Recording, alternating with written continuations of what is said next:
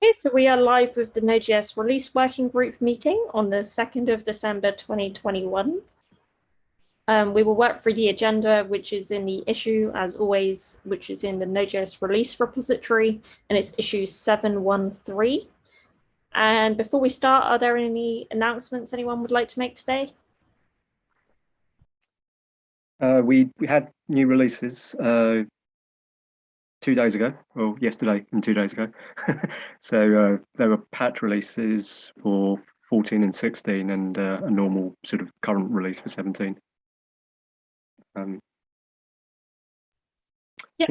Also, so Node 18 is April next year, so it's a while away, but not too far away. I've opened an issue in the build repository about planning for the sort of minimum sort of build environments and supported sort of tool chains and stuff. We know we're going to need to move off CentOS 7 because that will go end of life during the lifetime of Node 18. So we're going to move anything that's CentOS 7 or Rel 7 based in the build infrastructure for Node 18 onto something else. That's been worked through. But yeah, just for awareness, there are discussions going on about Node 18, including things like whether to move the minimum deployment target for macOS up from, I think it's currently 10.13, whatever version of macOS that equates to in terms of code names. Nothing's been set in stone yet, but the discussions are starting because ideally, anything that needs to happen in terms of adding new machines or things to the build CI, that sort of ideally needs to happen in January, February, beginning of next year, ahead of the April release. Yep, sure. Thanks for the update. Okay. And that's in the build repository if anyone has any comments. Yeah, I'll post a link in here and then we can put it in the minutes. Yep. Yeah, sounds good. What I'll do from the agenda items, I think it makes sense to start with the non-schedule ones, and we'll go through the schedules last. So the first item is issue 711, which is moved to monthly release working group meetings. Hopefully not too controversial. I found this year we've tended to cancel almost like every other one anyway. So just wanted to raise it here. Folks are happy to move to the monthly cadence. I proposed that maybe we do a doodle poll over the rest of December and just check that the times are okay to go monthly going forward from January.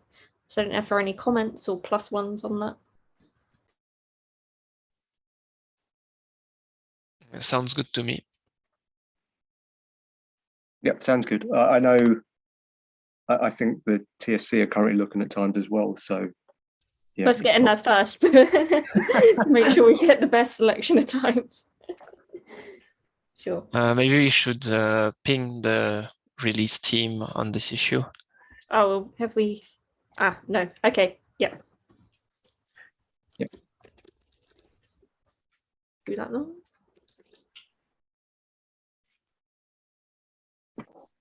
That reminds me, did we ever get anywhere with the discussion about potentially having an email alias for the release team?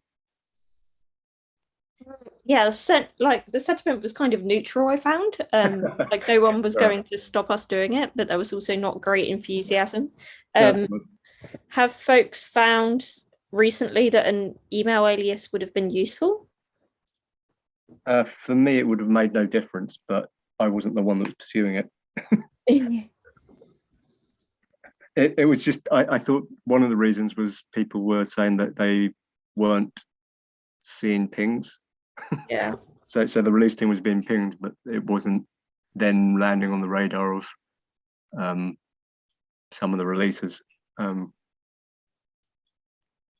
then the discussion then was how not using that alias then for everything and only as needed, but then things like meeting times, asking to get input. Yeah. I'll see if we get a response on the issue for the meeting times, and Okay. maybe that can be a demonstrate of are people catching these pings or not, and if not, maybe we could explore the alias again if folks would like that.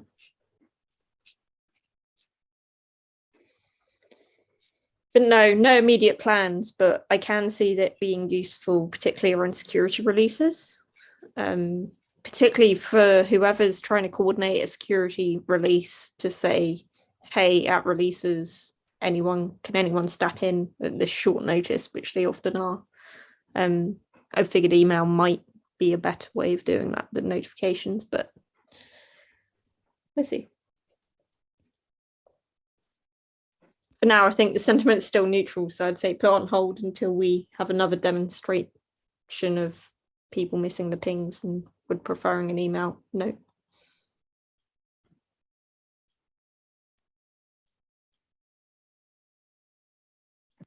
Yeah, works for me. The other one is proposed rename Cjslexa team to release automation. I can't remember if I added this. Yes, I did. It's That's old, something, isn't it? yeah, it's quite old. It's something we said we'd do, and also I think it would result in some changes around access for like pushing on like ChangeLockMaker, branch diff, no core utils, if the whole release automation team was automatically in there. Because I don't know exactly, but I think some of those repos might be like added on an individual basis or using an old team. I'm not sure. Yeah, I'd have to look. I'm not sure who has access to push to things like ChangeLockMaker. Yeah. So I don't know. Is there still appetite to rename it? I don't know if it would simplify or just create more work. I suppose item 1 in the issue, it's issue 557, was to audit the current Cjslexa team membership. Is that something that we feel needs to be done at this point? I think in general, and not just that team, it would be useful for teams that actually grant access to things, especially write access to things, to be reviewed regularly. Whatever regular is. Yeah, I know looking at some of the names in the Cjslexa one, yeah, I'm fairly certain, judging by that, it's probably not been reviewed in a couple of years at least. So on the one hand, there are people in teams that they're not really using the access they have, in that probably, as you've seen, they've not been active across the whole Node project for a while. I guess the exposure there is a risk that, you know, leaving access to things, even if people aren't using them now, in the future, you know, if the accounts get compromised or any of the other sort of thing that could potentially open up problems. I mean, for Cjslexa,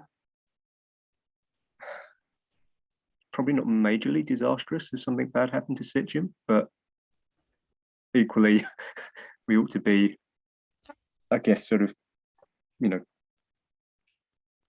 get into good practices, I guess, is how I think also in my opinion, like thinking from the releases team as well, having a long list of folks there, so not reflecting the folks that are maintaining, is probably not a good idea, just in the sense that people may look and think, oh, there's 10 people there, of course you can get a new Cjslexa release out like this week kind of thing. Like, it's good to actually have an indication of the people currently maintaining it, just to highlight if we need more maintainers. I agree. Okay, yeah, I agree with that. So, yeah. Let's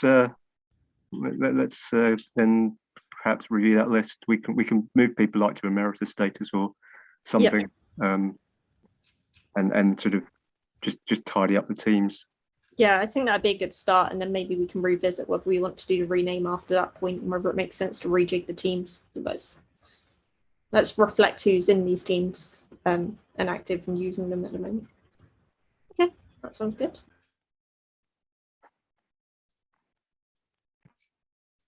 Now I need to find the PR and paste it in the chat. Didn't appear on the agenda for some reason. Maybe I added it too late. But it was the simplifying the major release preparation, which is in the Node core repository. I did put kind of a description of like the changes and rationale. The 3 key points were, at present, the guidance was like create the branch 3 months prior, but we're not actually doing any test builds until 6 weeks prior. So I feel like there's no added benefit for that extra month unless the build team needed it.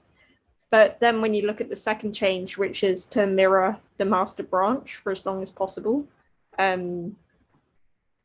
that kind of mitigates any impact there, because obviously build will be testing against master, and if they're mostly in sync, we can test things like new upgrades and such. Yeah, as far as build is concerned, as long as master and the proposed branch haven't differed, yeah, we should be okay. If there was something that suddenly said, oh, we're planning the new major to go out on something, but we've moved master to something else. Further ahead, yeah. But I don't think we've ever had that situation. We normally get to the situation where we bump things. You know, occasionally we bump them sort of probably around that month before, as a sort of last minute thing, and that's one of the reasons the earlier sort of announcement of the platform planning for Node 18. I've started that now because we don't want to be doing that right before we cut that branch. So yeah, I don't have any real concerns about shortening that down from 3 months to 1. Good. I guess the key thing that I proposed to change in here was dropping the Semver major cutoff. I found we very rarely actually said no, don't land that. And when we have said no, don't land that, we've actually reverted it on master in most cases, almost all cases. I think there's maybe one exception. And then the fact that we gate all majors going in to with TSC approvals, I figured we could lighten this requirement to be, rather than no rejections from the TSC, just inform the TSC of all the majors that land past the cutoff. Because then if anyone does object strongly, they could open a revert or something like that.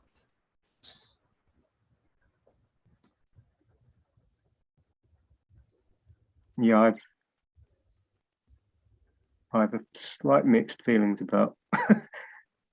I get the sort of, it's not really a sort of hard cutoff, but I do feel we need some sort of mechanism to try and slow down or reduce sort of the sort of frequency of Semver majors landing as we get closer to release. But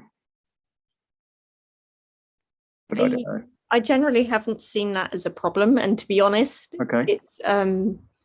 it's actually exhausting, like having to try and like get 20 plus ones or whatever, or make sure everyone's seen the message that says, hey, these approvals.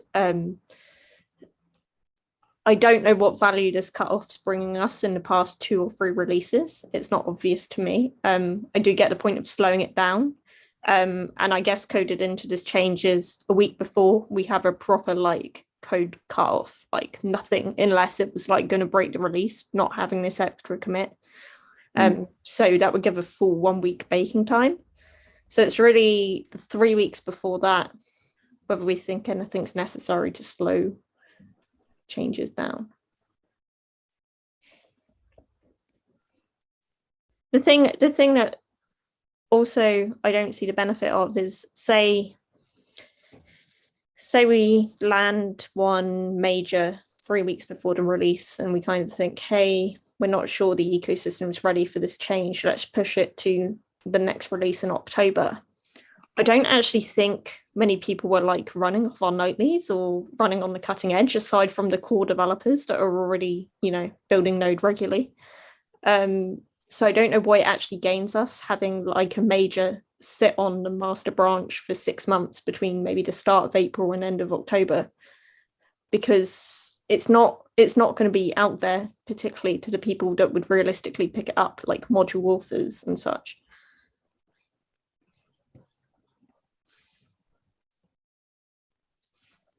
Yeah, I agree with that.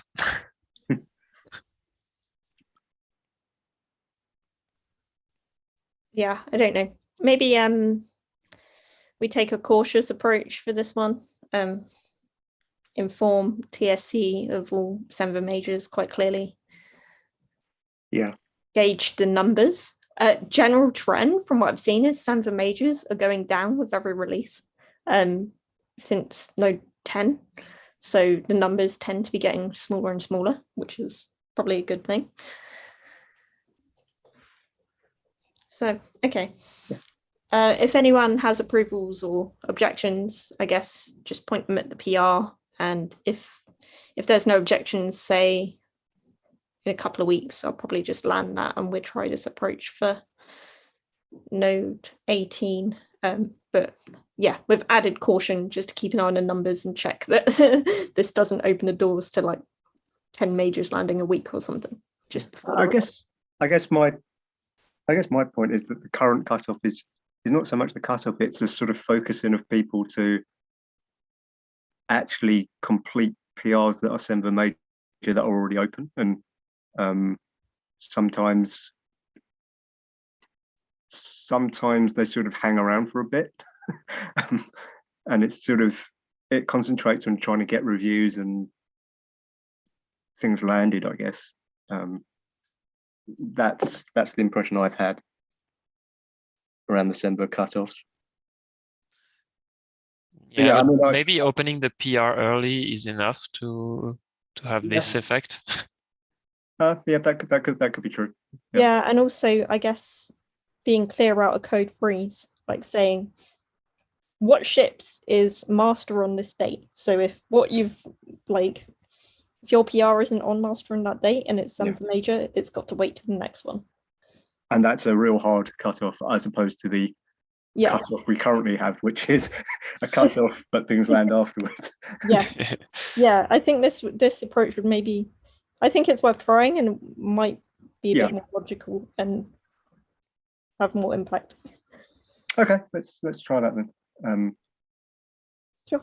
And it should make things easier. Like I was very keen to try and keep master and the new branch in sync as long as possible, just for ease. Yeah, I think there's always been some slight differences. Yeah, I think when the V8 versions. Yeah, isn't it typically some of the V8s? Occasionally we have like forward compatibility patches. Is that right? So like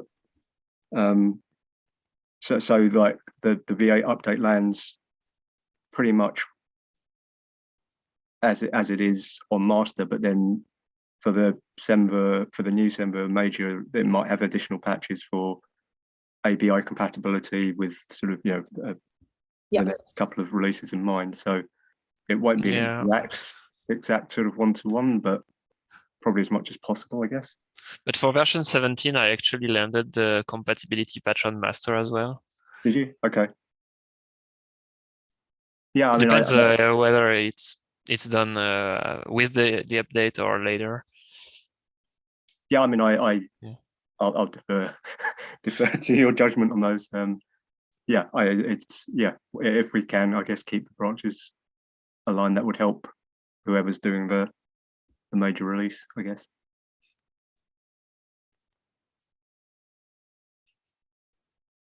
Okay, it seems positive. Well, among our group, no objections. So I will leave it open for a little while longer. Maybe end of next week I'll close it off and land if there are no objections. I'll try and share it in the channel as well, just FYI again.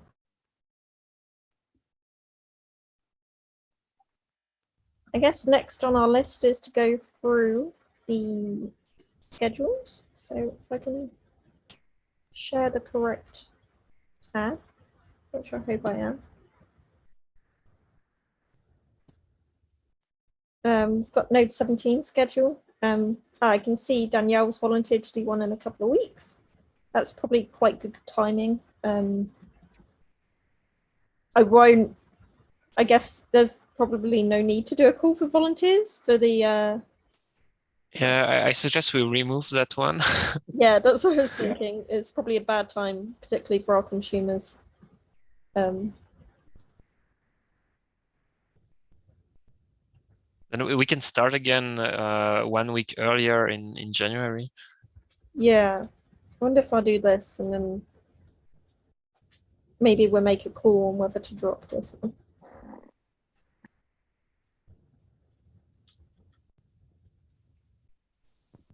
That's how it goes, but we'll earmark that one in for early January.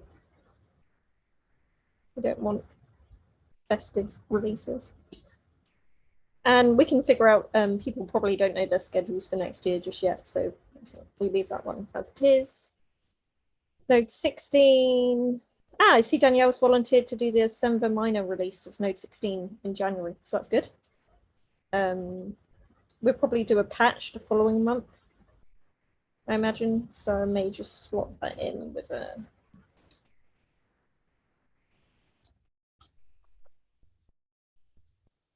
placeholder. There we go, we're covered on that base. 14, we are hoping to do minor in January as well, aren't we? Yeah, there are a handful of PRs marked, backports marked Semver minor. I guess we'd probably need to make some judgment calls as to whether we should want to land those on 14, given that 14 is in maintenance. So that's true. Even though this is a Semver minor release, it's not going to be one of the ones where we review all the minors that have landed in 16 and pull them back. It will be the very small subset. On demand, yeah. I'm amenable to some of them. So I think one of them is something to do with, it was either ESM or loaders. It might have been loaders. There's something on the staging branch which I didn't push out in the release because it was the original PR that was backported with Semver minor. So something to do with Alexa, I think. No, sorry, that's 12. Pattern trailers. Yeah, that's the one, pattern trailers. So that the upstream was marked Semver minor, so it's already landed on the staging branch. I'm probably okay with that going out on maintenance. But there's other things like, I think there's a backport PR for core pack, and I'm slightly less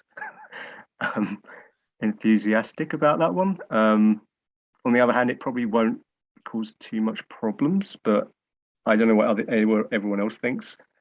And then I think there's another one about disabling native add-ons. I think there's an open PR to backport that feature. So those are kind of going towards the things that we would normally have kept out of maintenance. I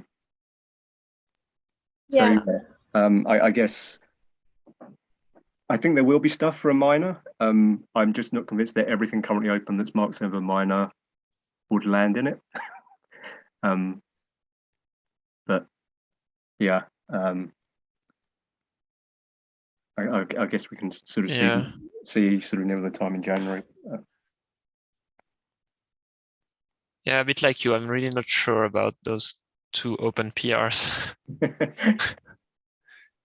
There was one about, I think, changing the format of the anchor links in the markdown files in the documentation.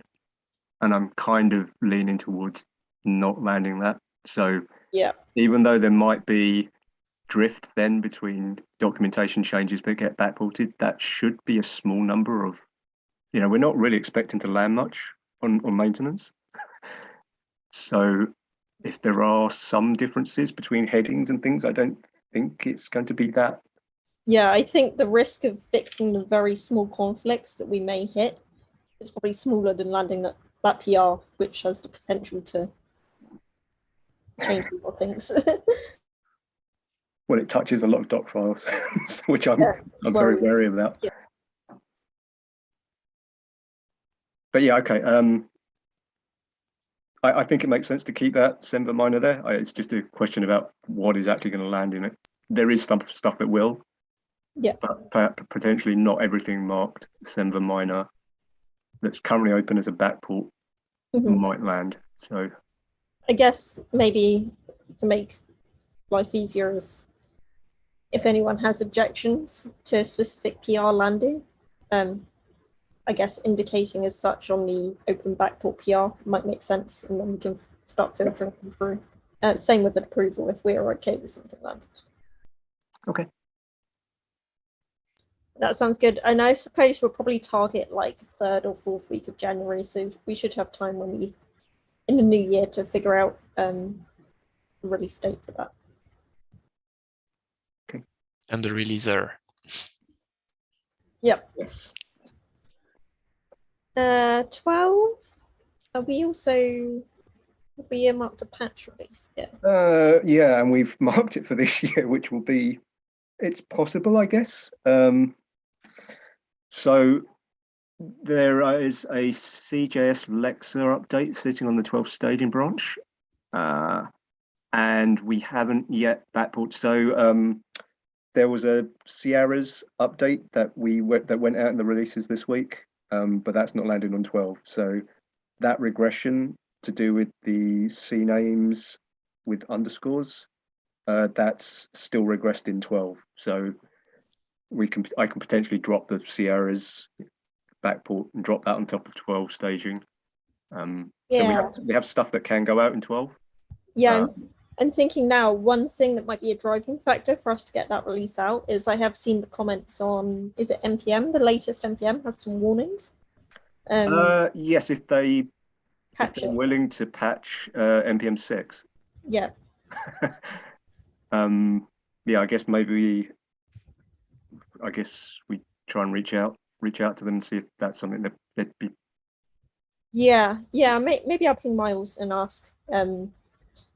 Just because if that did come out, it would make sense to update it on 12, and then it'd be good to just do the 1.12 patch release that updates that and pulls in those other small changes at the same time. Yeah, I agree. The less number of 12 releases we have to do. There's also 22 PRs with LGS Watch V12. Okay. Maybe some of them are already backported, I don't know. But I can see update root certificates. Yeah. I think it wasn't clear whether we normally do that, backporting those. Because on the one hand, they could be argued as security updates, as in not sort of immediately fix security updates, but sort of keeping a current set of root certs could be seen as good practice. I guess there's a not zero possibility that someone's using a root set that's been dropped out of that set. So that could be a breaking change. Yes, although I think we've got some sort of wiggly thing in the policy about we can break things if they're security related, and the argument then is how much breakage would we tolerate for a root cert update, and I don't know the answer to that, so I wouldn't object to updating the root certs outright, but then I wouldn't say it's absolutely necessary. So I'm willing to take guidance from other people if other people have opinions on whether those root certs should be updated in LTS releases, maintenance LTS releases, or we could decide not to, I guess. I think they're quite old. I can't remember the last time we update. So the LTS watch is on something. I think I opened the PI to update them in master, and I think it had been at least a year, maybe more than that, slightly more than a year since they've been updated. Yeah, and for now it's in 16 and 17, I think. Yeah. I held them out of this 14 patch release, given that we had a 14 minor sort of penciled in. just to leave a bit of more time for discussion, I guess. So yes, it could be breaking, but it's very hard to tell because you'd have to identify the certificates that people are using on servers that they might be talking to. And could it be a problem in the other way? If we don't update them, people would get errors. Because they don't have the root certificate to validate the chain. Yeah, that is also a possibility. So yeah, it goes either way. I guess the only the workaround would be that I think there are command line options to specify where the root certs are. So instead of using the built-in ones, you can provide them separately, and I think they override the entire set. I think there is some command option we've got to. If that is the case, my gut would be lean towards updating them, and the folks who want to rely on the older set use that mechanism to load the old ones. That seems reasonable, I think. If we can add that guidance to like the README if we do update them. Okay.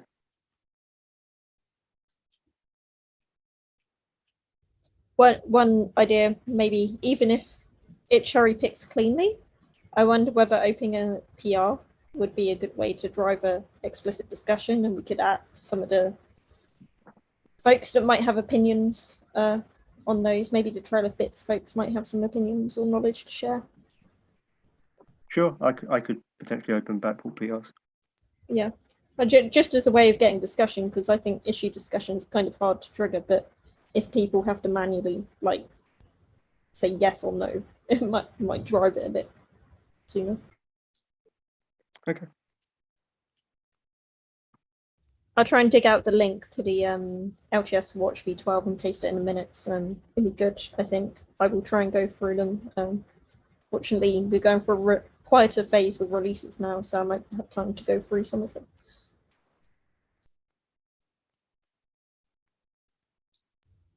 Okay, so I think that's it. I'm going to leave that at 2021 till I will ping Miles and see if he has any indication. If they are going to ship a NPM 6, maybe we could squeeze a release in. I'm kind of hesitant to like pencil in any necessary releases before, after say the 18th of December. I think keeping the last 2 weeks of December pretty free of releases is probably a good thing. Yeah. Yes.